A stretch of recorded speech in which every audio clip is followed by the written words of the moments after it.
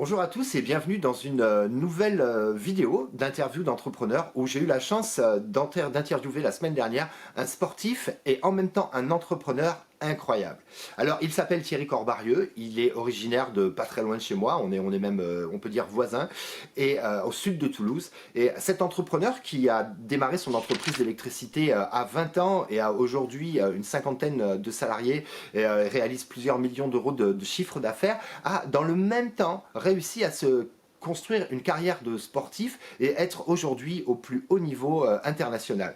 C'est un coureur qui réalise des courses de fond qu'on appelle des ultras, c'est-à-dire que ce sont des courses sur des distances absolument démesurées. Par exemple, au mois de novembre dernier, il a gagné une course de 1000 km dans le désert qu'il a parcouru avec un rythme de 80 km en moyenne par jour à plus 40 degrés, et dans la même année, toujours l'an dernier, ce coup-ci, dans le nord du Canada, à des températures de moins 40 degrés, il a aussi gagné une course qui, elle, faisait 680 km dans la neige, dans le froid, avec des températures, comme je l'ai dit, de moins 40. C'est un type absolument incroyable, qui arrive à faire des performances incroyables, que ce soit aussi bien au niveau sportif qu'au niveau entrepreneurial. Il a eu la grande gentillesse de m'accorder une interview. Vous allez voir que c'est quelqu'un de vraiment pas banal, et l'interview est passionnante et va vous permettre vraisemblablement d'apprendre plein de choses, vous aussi, pour votre propre business. C'est parti, direction Autorive, au sud de Toulouse, avec Thierry Corbarieux.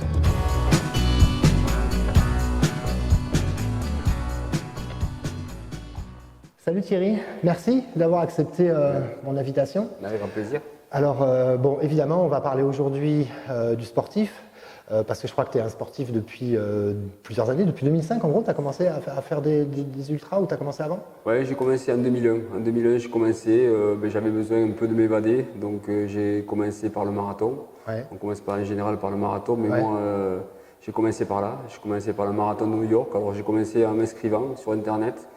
Ah, c'est ton premier marathon, c'est New York? Ah, Ouais. New York, ouais. Je Alors, l'ai fait, c'est un marathon génial. J'ai beaucoup aimé. Ouais, ouais. Ouais, et puis en fait, je me suis dit un jour, je voudrais faire un marathon, je voudrais faire celui de New York, donc je me suis inscrit sur Internet, là c'est plus facile, Ouais, pas ouais. besoin de s'entraîner, on s'inscrit, c'est simple. Par contre, après, il faut se préparer, donc je me suis préparé, c'était 5 mois avant mon marathon, Ouais. voilà, donc ça s'est pas trop mal passé, avec quand même quelques difficultés, mais voilà, c'était ma première expérience sur marathon. Ouais. Quelques mois après, j'ai enchaîné avec le marathon de Paris. Et puis j'ai fait quelques marathons, une dizaine de marathons. Ça m'a permis un peu de visiter des villes, des capitales. Et voilà. Donc, Ouais, ouais. C'est marrant, j'ai exactement le même parcours parce qu'en fait j'ai fait comme ça des marathons, à chaque fois je changeais de ville effectivement pour la découvrir. Mais là quand même ce que tu nous as fait l'an dernier, c'est la grosse perf, c'est une course juste incroyable. Donc les Yukon, tu m'arrêtes si je me trompe, c'est 680 km dans le nord du Canada, moins 40 degrés tous les jours, c'est ça? oui, c'est ça. En fait, ça fait.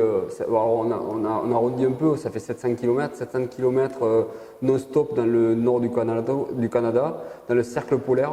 Et on a seulement une luge comme sac à dos. Nous, c'est une luge, elle fait 25 kg.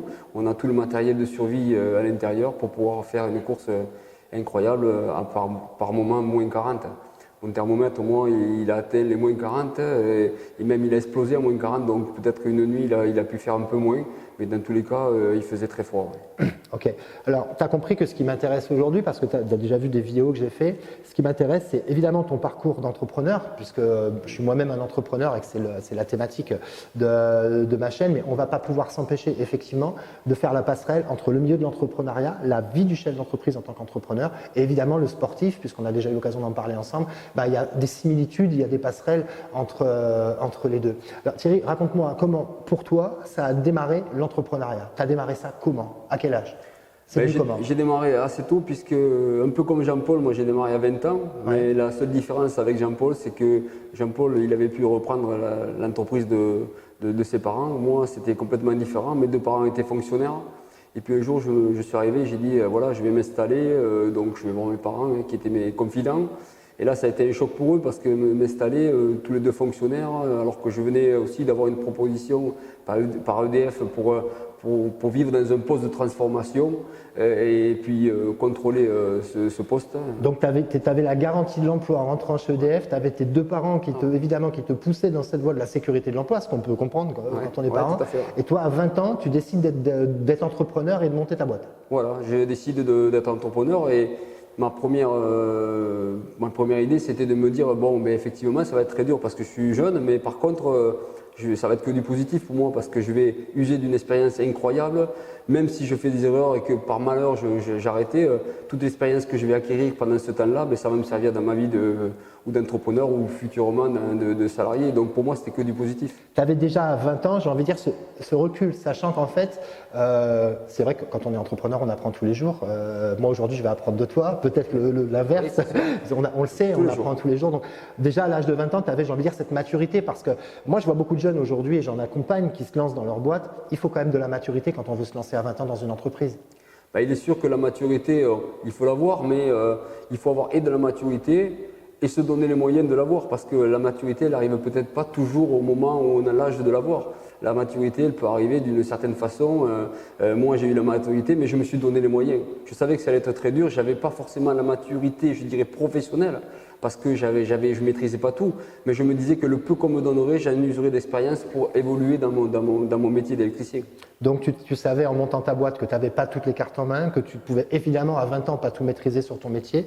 Évidemment pas tout maîtriser, je ne connais pas ce que tu avais fait à l'école, mais on sait aujourd'hui que gérer une entreprise, c'est gérer de l'humain, c'est gérer un aspect financier, c'est gérer des fois de la communication, du marketing, du commercial, il y a beaucoup de choses à gérer. Évidemment à 20 ans, tu ne peux pas avoir et la connaissance technique sur ton métier, parce que tu as un métier technique, et en plus la connaissance inhérente à tous les chefs d'entreprise en matière de gestion ou ce genre de choses. Néanmoins, tu t'es lancé, tu t'es dit j'apprendrai sur le tas. Exactement, et puis en même temps, je me disais que je vais user de l'expérience de chaque moment, et puis c'était le cas en fait, quand on démarre, qu'on a 20 ans, il faut d'abord donner confiance à nos clients pour qu'ils puissent nous donner des contrats, et c'est ce que je me suis tué à faire, c'est que chaque fois que j'avais un client, j'essayais de m'en occuper vraiment avec beaucoup de sérieux, avec mes atouts et avec mes problématiques de chef d'entreprise, avec mon expérience qui était minime malgré tout. Et puis je faisais en fait, dans le départ, j'ai fait tout ce que les autres ne voulaient pas faire.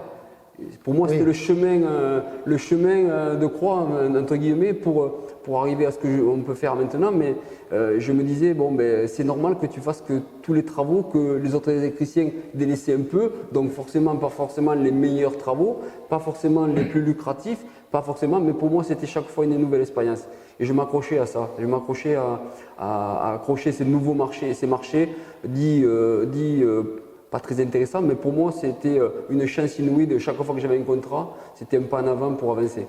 Est-ce que quand tu as démarré ta vie d'entrepreneur, quand tu as démarré ton entreprise, est-ce que tu avais, je veux dire, de l'ambition, de grandes ambitions? Est-ce que tu avais un objectif que tu t'es dit, il faut que j'atteigne une certaine taille, un certain chiffre d'affaires? Est-ce que tout ça, est-ce que tu l'avais même au fond de toi? Comme tout à l'heure, je t'en ai parlé dans ma démarche entrepreneuriale. J'ai démarré tout seul, mais avec un rêve d'avoir un jour une entreprise qui se développe. Est-ce que donc tu as démarré, j'imagine, tout seul aussi à l'époque? Oui, tout seul. Avec des rêves, avec de l'ambition, tu as dit, on verra, je me lance et on verra bien ce que ça peut donner. Alors pas forcément de me dire, on verra ce que ça va me donner. Non. Par contre, d'avoir beaucoup de modestie par rapport au chemin, au chiffre d'affaires. J'avais pas de prétention énorme quand j'ai démarré parce que pour moi j'avais pas cette culture ni familiale ni professionnelle de savoir ce que je pouvais atteindre. J'avais juste l'envie et l'envie elle fait pour beaucoup dans mon parcours professionnel. Et donc je me suis dit encore une fois je vais user de chaque expérience, mais chaque pas est un pas vers une augmentation des chiffres d'affaires, vers l'augmentation de mon panel de clients. Je ne me suis pas dit de suite que j'allais devenir la speed de demain. Non, bien sûr. Et d'ailleurs, quand on discutait avec mon comptable, il me demandait, lui, où je voulais aller pour voir un peu ma maturité, justement. Est-ce que j'étais capable de croire que j'étais capable de faire à ce moment-là? Non. Je me suis dit, chaque pas est un pas qui va me faire avancer. Chaque chiffre d'affaires, chaque année on faisait un point sur le chiffre d'affaires et chaque client me permettait d'avancer. Mais je ne me suis pas dit une seule fois que j'allais faire le chiffre d'affaires que je fais actuellement. Non, je me suis toujours dit qu'il fallait y aller progressivement, que j'avais le temps d'avancer. L'essentiel est de faire de la qualité. Aujourd'hui, pour que peut-être les internautes qui regardent cette vidéo puissent situer un petit peu ton entreprise que tu as revendue, je crois, que tu gères aujourd'hui, qu'est-ce que ça représente? Qu'est-ce que c'est aujourd'hui? Ça représente actuellement, ça fait presque 8 ans que j'ai vendu l'entreprise à un groupe, mais je suis toujours le responsable de l'agence toulousaine. Actuellement, notre chiffre d'affaires a fait 1 806 000 pour l'année 2019, 47 personnes à gérer sur cette agence. Voilà, c'est un joli parcours. C'est un joli parcours pour l'ensemble des collaborateurs qui ont été avec moi, qui ont œuvré depuis pas mal de temps. J'en ai qui sont avec moi depuis plus de 20 ans. Et je dis, on a su valoriser l'entreprise, la faire progresser au résultat où on est maintenant. Donc effectivement, on a démarré très très bas. J'étais tout seul. Mais j'ai progressé avec le temps, j'ai mis le temps. Ça fait 30 ans que l'entreprise qu'elle est créée. Et donc j'ai été entrepreneur pendant 23 ans. 23 ans pour construire les fondations bien solides, bien sereines. Et ensuite, il a fallu faire un choix. Le choix effectivement de vendre mon entreprise, mais aussi alors par choix d'opportunité certes, mais pas que ça. Il y avait un virage à prendre. Il fallait faire peut-être des choix que j'ai pas voulu faire ou que je voulais faire accompagner, puisque je suis encore là. Donc les choix je les fais avec la direction du groupe. Mais par contre, c'était des choix que je voulais faire pour moi et pour mes salariés aussi. Parce que je pense que l'évolution de l'entreprise, il fallait faire des choix que je ne me sentais peut-être pas capable à ce moment-là de prendre seul. D'accord. Oui, c'est vrai qu'on voit dans le milieu de l'électricité, alors moi je suis moins concerné dans la toiture, mais dans le milieu de l'électricité, effectivement, on voit aujourd'hui, il y a des grandes entreprises, il y a des grands groupes qui se sont créés. Nous, on est un peu épargnés encore dans le milieu de la toiture, mais je comprends effectivement ton choix. Alors, il y a quand même quelque chose qui m'intéresse, c'est que donc tu as toujours des fonctions aujourd'hui puisque tu gères l'agence ici à Haute-Rive, mais justement avec cette carrière, parce qu'on peut parler d'une carrière de sportif, la dernière compétition que tu as faite, tu l'as quand même gagnée, c'est une des courses, c'est peut-être la course la plus dure du monde. J'en ai même gagné il y a 2 mois de ça, une autre qui faisait beaucoup de kilomètres puisqu'elle faisait 1000 kilomètres. Ouais, c'est ça. Oui, au mois de novembre, j'ai vu ça. Donc, il y a évidemment la préparation d'un sportif de haut niveau, d'accord. Le temps que tu passes en course, parce que pour le coup, c'est pas des courses qu'on fait un dimanche matin, comme le marathon. Donc c'est des courses qui s'étalent sur plusieurs jours. Il y a évidemment de la récupération quand on rentre d'une course de 1000 km ou de 700 km dans le froid ou de 300 km dans le désert. Enfin, toutes ces courses-là ont de la récupération. Comment est-ce que tu gères en fait ta vie de sportif et ta vie d'entrepreneur, sachant que tu as une carrière de sportif qui te prend évidemment beaucoup de temps, j'imagine. Oui, alors du temps, oui, mais tout ça c'est de l'organisation. En fait, j'ai tendance à dire que ma carrière de sportif était aussi importante que ma carrière d'entrepreneur pour revenir vraiment aux bases et surtout revenir dans le sens des réalités parce que j'en ai besoin. Même si je suis des fois dans des espaces grandioses, extraordinaires dans mon parcours sportif, moi j'ai besoin de revenir au sens des réalités, au sens du terrain de tous les jours que je peux rencontrer en tant que chef d'entreprise. Voilà, moi j'ai besoin de ça. Et effectivement, le temps que je passe à l'entraînement, j'essaie de l'organiser par rapport à mon temps professionnel. Et j'ai toujours fait ça, que je sois entrepreneur, que je sois responsable d'agence, j'ai un temps imparti pour l'entraînement qui est programmé dans la semaine, mais je vais le faire en dehors de mon temps professionnel. Je vais le faire toujours pour que ça ne me perturbe pas déjà, que ça ne perturbe pas ma vie de responsable, mais en même temps que ça ne perturbe pas ma vie de tous les jours. Parce que effectivement, moi j'ai tendance à dire qu'il y a un temps pour tout, il y a un temps pour la famille, il y a un temps pour le travail et un temps pour son loisir. Et quand on est équilibré sur l'ensemble de ce temps, on n'est que plus performant. Je me suis rendu compte justement quand j'ai voulu démarrer, parce que bon, j'ai démarré la course à pied justement par rapport à ça, parce que je trouvais que j'étais un peu trop dans un microcosme de tout le week-end j'étais avec des entrepreneurs, j'étais avec des clients, j'étais avec mes salariés, on était toujours à parler de travail, on était toujours dans ce microcosme et j'étais un peu renfermé sur moi-même. J'avais pas un coup d'avance comme on peut dire ou de la hauteur sur mon entreprise. Le fait de courir ça m'a permis d'avoir une vision un peu plus générale, d'avoir un peu plus de hauteur sur les choses, de faire des rencontres différentes, de côtoyer des gens différents qui m'ont permis d'évoluer dans mon parcours professionnel. Tout ça, c'est lié, tout ça. Et tout ce que je demande comme rigueur dans le professionnel, c'est la même rigueur que j'ai dans le sport. Et puis en même temps, ça m'a permis de m'évader et d'être un peu plus libéré et de faire confiance aussi aux gens. Et c'est ce qui se passe.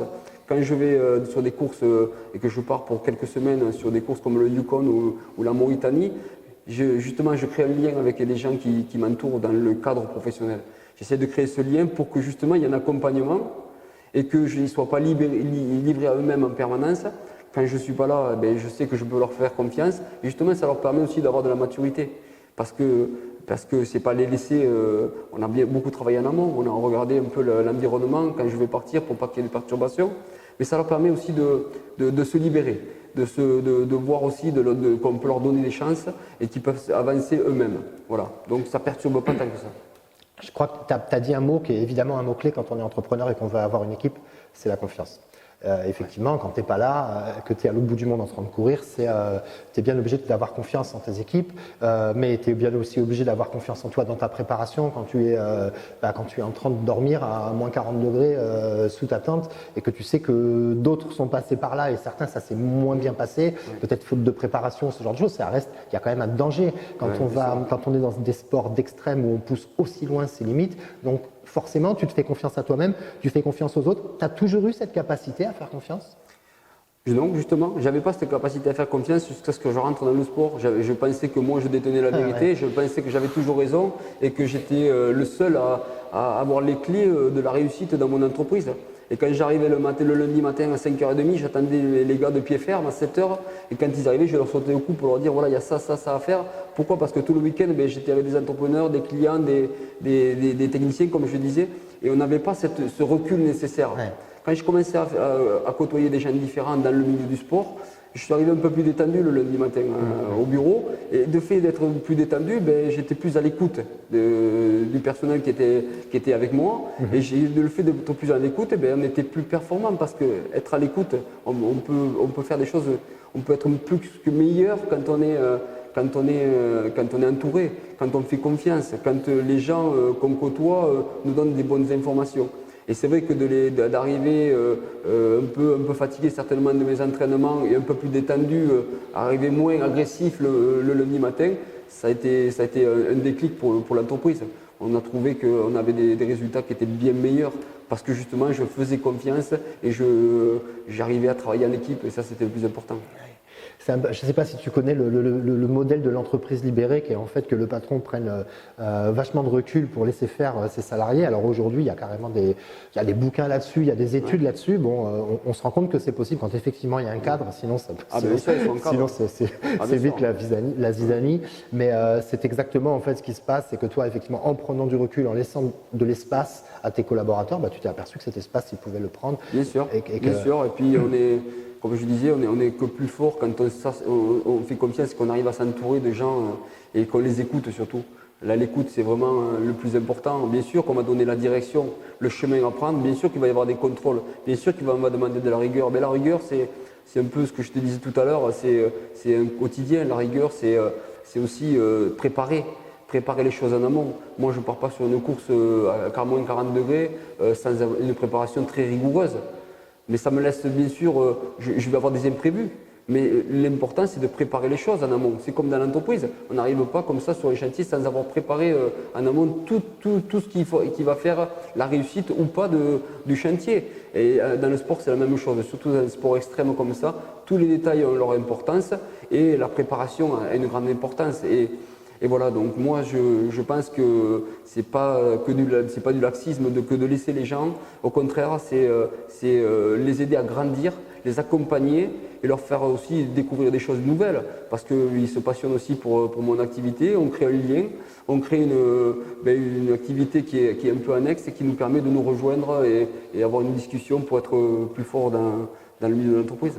J'imagine que c'est tes premiers fans en fait. Évidemment, les gens de l'entreprise, quand tu pars faire une course, ils doivent te suivre et ça doit être je pense les premiers fans qui sont derrière toi. Ouais, il y a toujours des gens qui ont plus de plaisir parce qu'ils se retrouvent un peu dans certains, mais effectivement, il y en a certains qui sont très fans et qui attendent mes courses avec beaucoup d'impatience, oui, c'est sûr.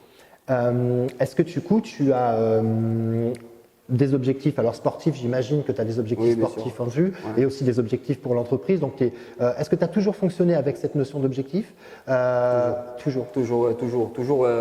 J'ai besoin de me projeter. J'ai besoin de me projeter, même si je suis allé, quand je disais tout à l'heure, pas à pas, parce que je ne savais pas trop où j'allais, que j'avais besoin de me construire pour créer ces fameuses fondations qui permettent de monter l'édifice. Et moi, je suis du bâtiment, ça tombe bien. Mais par contre, effectivement, maintenant, j'ai besoin surtout de me projeter, d'avoir de la hauteur sur les projets d'entreprise, d'avoir de la hauteur sur où on veut amener l'agence. Une agence qui évolue très très vite, puisque on était 20 quand j'ai vendu, on est 47 maintenant. Ça fait une grosse évolution en même pas 8 ans, avec un chiffre d'affaires en perpétuelle augmentation. Et donc on se projette sur ce qu'on va faire. Et c'est pareil dans le sport, j'ai besoin de me projeter sur un prochain défi, parce que le défi que je viens d'atteindre, ça me permet de faire des défis différents. C'est pas que ça va me permettre d'augmenter, non, au contraire, ça va peut-être consolider une stratégie dans une autre course. Mais j'ai besoin de me projeter aussi bien professionnellement que sportivement, et les deux sont liés. Et je pense que ça devient un état d'esprit compétitif, parce que l'entreprise, c'est aussi une compétition, et c'est une compétition tous les ans, on remet tout à zéro et il faut recommencer la compétition, mais aussi une compétition sportive, parce que chaque projet est un nouveau projet, et j'essaie de me projeter, pour le sportif, c'est jusqu'en 2021 par exemple. Mais pour l'entreprise, c'est la même chose. Tu conseillerais du coup à un entrepreneur aujourd'hui de se diversifier, c'est-à-dire de ne pas rester focus sur son business, mais de faire autre chose? Alors, moi, je prends sur mon parcours d'entrepreneur, évidemment, il y a toujours eu les moments en famille qui sont sacrés, c'est-à-dire que le week-end, moi, je coupe, je ne vais pas travailler le samedi ou le dimanche, j'estime que j'y passe assez de temps la semaine, donc je coupe. Après, j'ai aussi des plaisirs, j'aime faire de la voile, du parapente, ce genre de choses, de la course à pied aussi, on en a parlé. Donc, tu conseilles de toute façon à des entrepreneurs d'avoir une vie mixée, j'ai envie de dire? Bien sûr. Moi, je tends à dire qu'il faut avoir un exutoire. L'exutoire, il est peut-être pas dans le sport, il peut être dans d'autres activités, peu importe l'activité.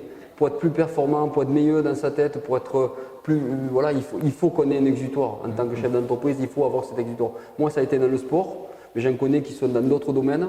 Et cet exutoire, ça leur permet de s'évader. On a besoin de s'évader. Alors effectivement, la partie familiale est la plus importante, il ne faut pas se mentir, mais l'équilibre entre la vie, comme je disais tout à l'heure, la vie familiale, mais la vie exutoire, on va dire, et la vie professionnelle, l'équilibre est très important lui aussi. Parce que moi, sans cet équilibre, je ne sais pas fonctionner. Je ne peux pas être performant partout, je ne peux pas être bien à la maison si j'ai des soucis dans l'entreprise, je ne peux pas être bien à la maison si ma course, je ne l'ai pas bien préparée, donc je n'ai pas fait les entraînements. Et voilà, donc j'essaie de tout allier. Alors, ce n'est pas facile, c'est sûr. Il n'y a que 24 heures dans une journée. C'est pas simple. Mais j'ai une formule un peu bateau, mais quand on se dit on n'a que le temps que l'on se donne, mais c'est un peu vrai. Moi, j'en suis la preuve vivante. Je vais m'entraîner quand les enfants, je voulais pas, quand ils étaient petits, que je voulais pas leur faire pâtir ma passion. Je m'entraînais pendant qu'ils dormaient. Ça peut être très tôt le matin, ça peut être très tard le soir, mais j'avais cette rigueur pour pouvoir assouvir toutes mes passions. Voilà, donc ça prend du temps, il faut que physiquement ça suive. Peut-être que maintenant c'est un peu plus difficile parce que voilà, à 50 ans, pour se préparer physiquement, c'est toujours un peu plus compliqué. Mais voilà, maintenant j'ai un peu plus d'expérience pour mes courses et j'ai un peu plus d'expérience pour l'entreprise. C'est la même chose. Là, on a moins besoin de courir. Quand j'étais jeune, je courais partout, j'allais dans tous les domaines. Là, maintenant, on essaie d'un peu plus cibler. Je cible en ayant un peu plus de hauteur, en m'entourant, en essayant d'avoir la promotion de mes collaborateurs qui puissent me donner un peu de recul. Par leur efficacité à eux, je peux avoir du recul pour me projeter sur l'avenir. Ça, c'est très important. Ok. Tu parlais de rigueur, évidemment, elle est fondamentale. Est-ce que c'est tes objectifs et en fait tout ce que tu as envie de faire qui t'oblige à avoir une certaine rigueur, rigueur dans l'organisation du temps, mais j'ai envie de dire rigueur dans la formation. Préparer une course, je ne sais pas comment tu le fais, mais c'est certainement lire des bouquins de ceux qui ont déjà fait ça, c'est peut-être rencontrer des gens qui ont de l'expérience là-dedans, mais dans le développement de l'entreprise, c'est pareil. Évidemment, on apprend sur le tas, on apprend, mais je pense que, je ne sais pas si tu as eu l'occasion de te former en plus de ça, mais ce que je veux dire par là, c'est que est-ce que tu as dû faire preuve de rigueur parce que du coup, tu avais ces ambitions-là et l'envie de faire toutes ces choses, ou est-ce que au départ, tu es quelqu'un de rigoureux, ce qui fait que ça te permet de faire cet ensemble de choses? Pas que. Que ce soit aussi bien dans le sport que dans l'entreprise, on peut aussi user de l'expérience de chacun.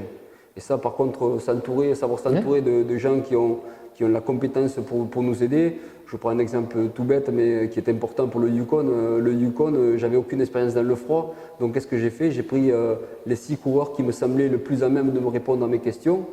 Et je leur ai posé les questions sur toute l'alimentation, les questions sur le choix des chaussures, les questions sur le choix du matériel en général. Et je me suis fait un tableau. Et j'ai pris un peu l'expérience de chacun qui m'a permis de faire mon propre choix. Parce que mon propre choix, il correspond peut-être à aucun des 6. Ouais. Mais ils m'ont donné une direction, une idée, et c'est un peu pareil dans l'entreprise. Je ne suis pas seul, j'ai d'autres entrepreneurs qui sont autour de moi, on est des équipes, on est des gens qui se côtoient régulièrement sur d'autres chantiers, ça peut être des couvreurs, ça peut être des maçons, ça peut être n'importe quel corps de métier. Mais je pose des questions parce qu'on est lié aux autres techniquement, on est lié aux autres économiquement et surtout commercialement. Donc qu'est-ce que je fais? Je j'use de l'expérience de chacun pour faire ma propre analyse. Et ça, c'est un parallèle vraiment qui est important. Et je le retrouve aussi bien dans l'entreprise que dans mon sport. Et je j'use de tout ça.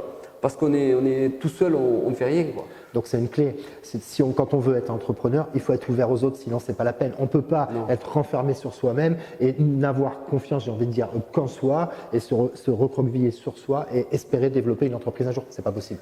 Non, pour moi c'est pas possible et j'en suis la preuve vivante parce que j'étais quelqu'un qui était renfermé un peu sur moi-même quand j'étais jeune, même si j'ai commencé tôt. Et l'entreprise m'a obligé à m'ouvrir sur les autres.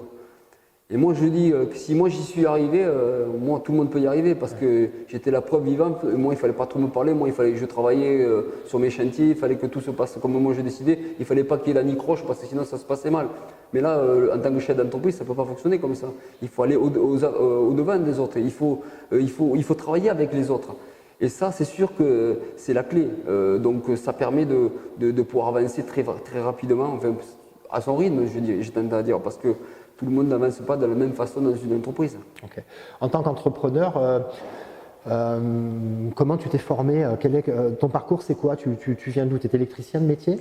Oui, moi j'ai juste un BEP un CAP électrotechnique. Ouais. Donc j'ai pas fait beaucoup d'études qui m'ont permis d'arriver là. Ouais. Et ensuite j'ai voulu travailler très rapidement. Voilà, moi j'ai voulu travailler très rapidement et puis j'ai évolué assez rapidement, mais comme je me suis installé très tôt, j'étais au four au moulin, puisque un chef d'entreprise c'est technique, ça doit faire aussi de la gestion, ça doit faire du commercial et même si à l'époque il fallait être bon au moins dans les 3, maintenant il faut être bon depuis très longtemps dans les 3 activités en même temps. On ne peut plus être moyen partout, il faut être performant dans tous les domaines. Il faut savoir gérer, il faut savoir acheter, il faut savoir vendre, il faut savoir diriger, il faut avoir des belles valeurs humaines et ça c'est le plus important, c'est une affaire d'homme.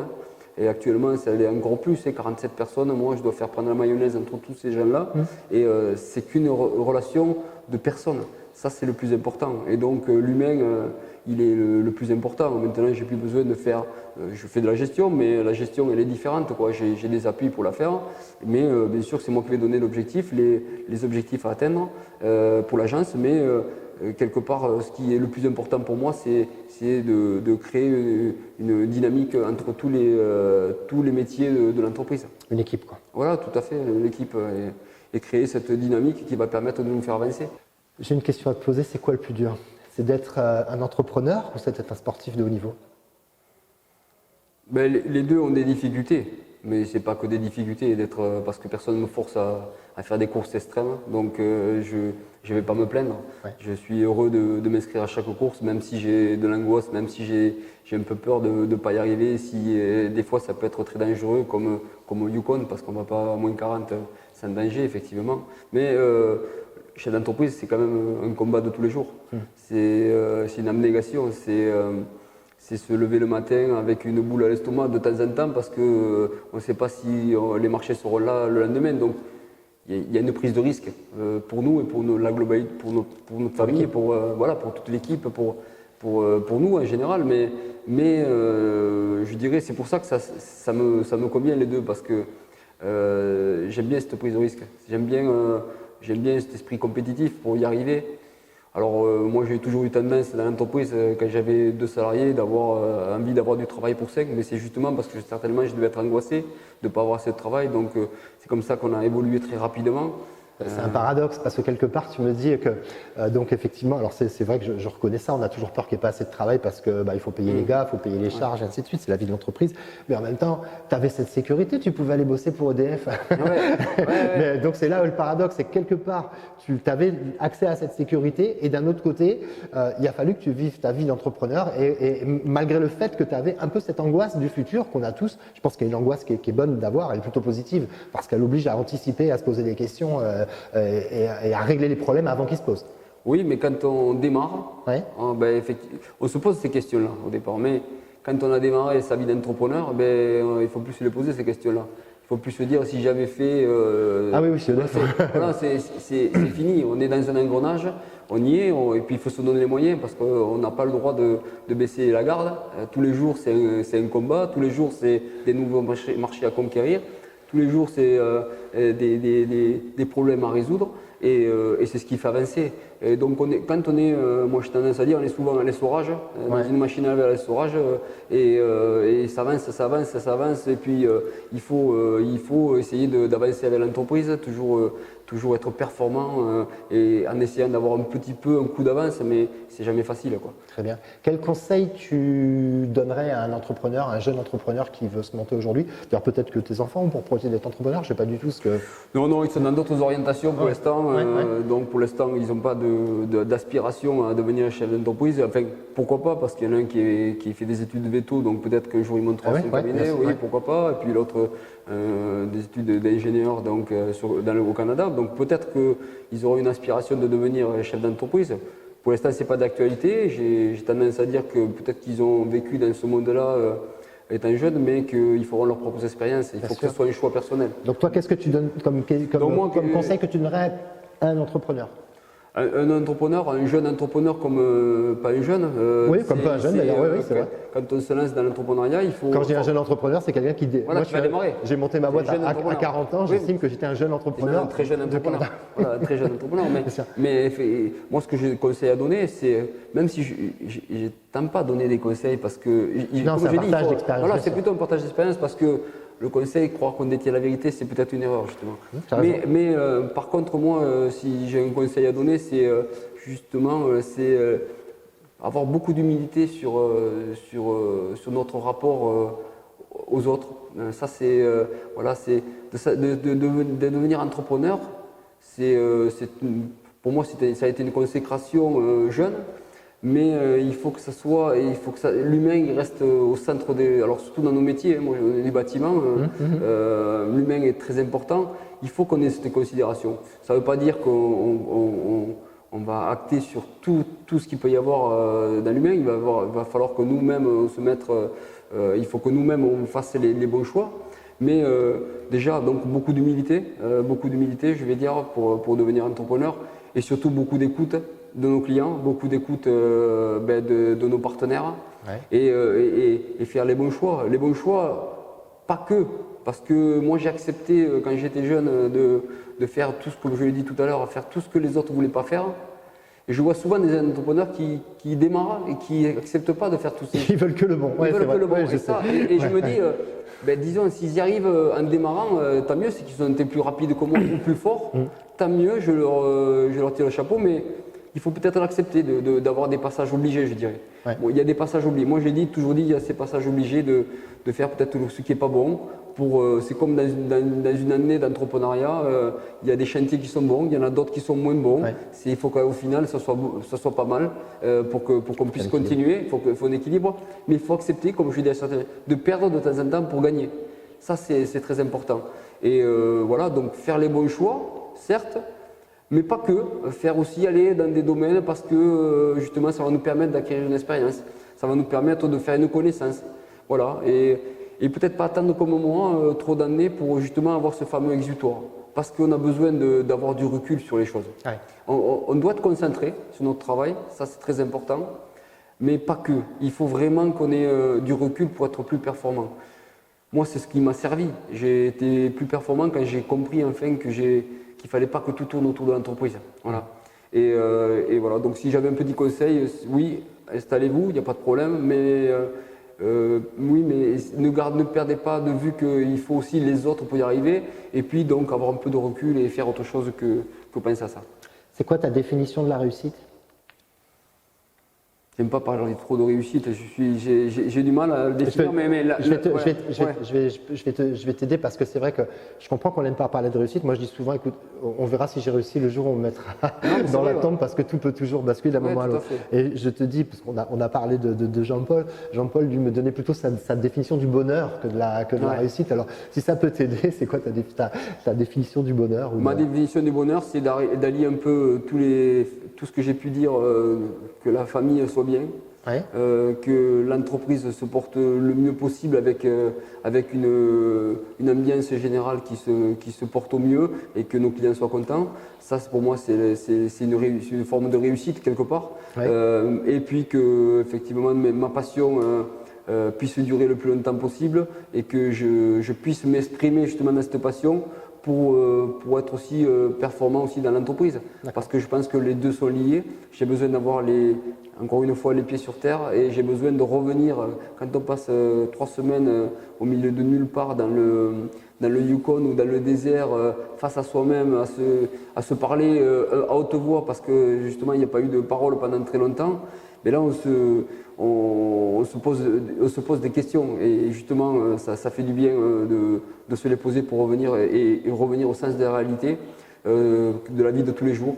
La vie de tous les jours, c'est des hommes, c'est des femmes qui doivent avancer et qui doivent avancer avec nous dans l'entreprise et ça nous permet aussi d'être plus performants. Ok.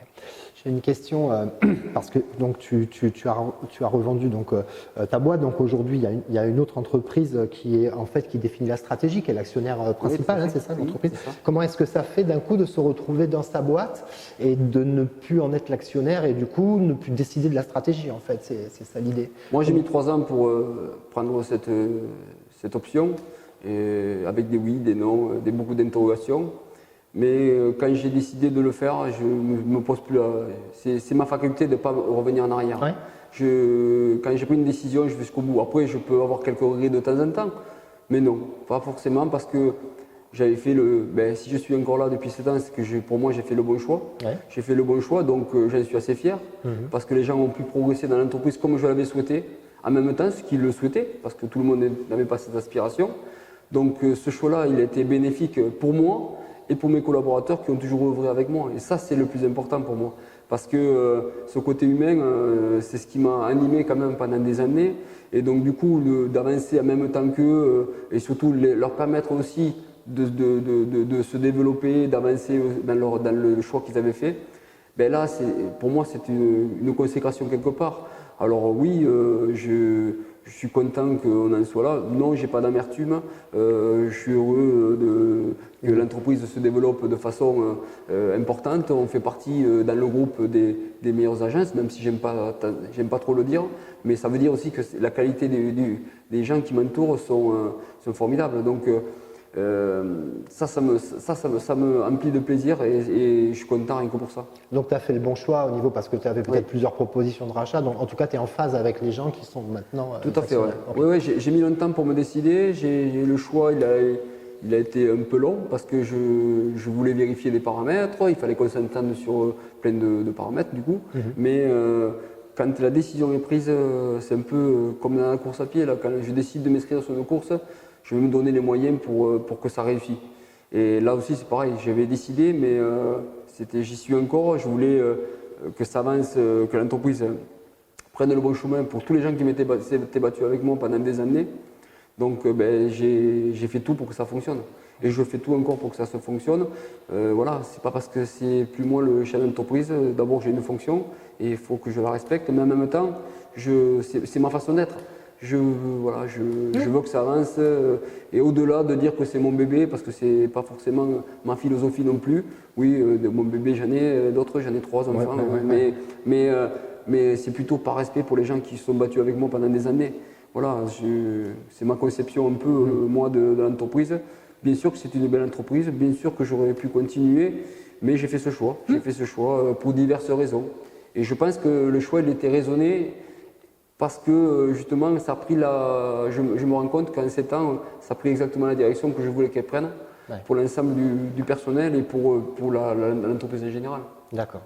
Alors, on arrive à la fin de cette interview et du coup, je termine toujours avec un petit quiz auquel il faut que tu répondes vrai ou faux. D'accord. Alors, la première question. Le plus important, c'est la trésor. Vrai ou faux? Ah, vrai. J'adore cette réponse, c'est vrai. Il faut avoir l'esprit de compétition quand on est entrepreneur. Vrai ou faux? Absolument, ouais, vrai. Il ne faut jamais abandonner. Jamais. On ne réussit pas tout seul. Ah, c'est une certitude. Il faut savoir faire confiance. Ça aussi, c'est une certitude et c'est une obligation. Il faut avoir un plan B. Vrai ou faux? Je sais pas, moi j'ai pas forcément un plan B parce que quand je fonce. Okay. Donc quand je me pose pas de questions si j'ai un plan B ou pas. Ça m'étonne pas que tu dises ça parce qu'il y en a qui disent qu'il ne faut pas avoir de plan B parce que ça te détourne du plan A. Ouais, donc je pense que c'est vraiment ton état d'esprit. Il faut travailler dur. Ça c'est une évidence, oui. Ça c'est à 20 ans, comme je dis, on ne me donnait pas que du bon travail et c'était pas forcément que de l'électricité. Ouais. Et c'est sûr que c'était samedi, c'était dimanche, c'était en permanence. Et peut-être que maintenant je peux assouvir ma passion en courant plutôt le week-end, mais je me rappelle, je sais aller chercher ces week-ends où j'ai fait des efforts. Oui, où il a fallu le faire. Voilà, donc vrai, il faut travailler dur. Il faut être discipliné. C'est une certitude. Alors là, c'est je suis le parfait exemple parce que la rigueur, comme j'ai pu dire tout à l'heure, sur mes courses, elle est exactement la même que sur l'entreprise. On ne peut pas être à peu près. Il faut être prêt. Il y aura certainement, comme je le dis souvent, des chemins qui vont être difficiles ou à prendre, mais il faut être prêt, il faut avoir fait tout le nécessaire pour être prêt au bon moment. Ok, alors je te tends un piège maintenant, il faut être indiscipliné. C'est pas mon cas. Oui, mais en fait, j'aime bien enchaîner ces deux questions parce que pourquoi discipliné? Mais je pense qu'il faut de l'audace. Oui, alors si de l'audace, il en faut. Oui. Il en faut. Oui, c'est sûr que pour être entrepreneur, il faut, même si on est rigoureux, cartésien, tout ce qu'on veut, l'audace va nous permettre d'aller chercher le mouton à 5 pattes. Ouais. Va nous chercher un marché qui n'a pas été pris parce que justement d'autres ont eu peur d'y aller.